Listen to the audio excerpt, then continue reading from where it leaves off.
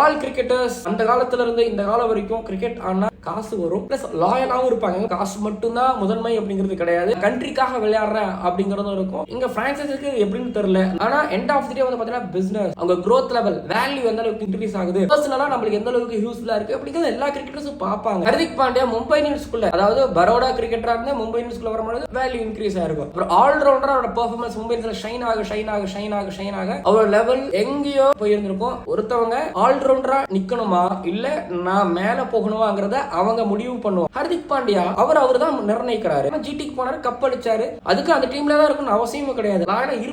இருந்தாங்க இருக்கிற வரைக்கும் இருந்தாங்க. திரும்பி அங்க இருந்து மும்பை இந்தியன்ஸ்க்கு போறாரு அப்படிங்கும்போது அவரோட லெவல் அப்படிங்கிறது இன்க்ரீஸ் ஆகிட்டே இருக்கு. இப்போ மும்பை இந்தியன்ஸ்க்காக ஆடும்பொழுது அவர் லாயலா இருக்கிறாரா இல்லையாங்கிறதா கேள்வி. முன்னாடி இருந்தாரு இல்லங்கிறதுனால இப்ப லாயலா இருக்கிறாரா?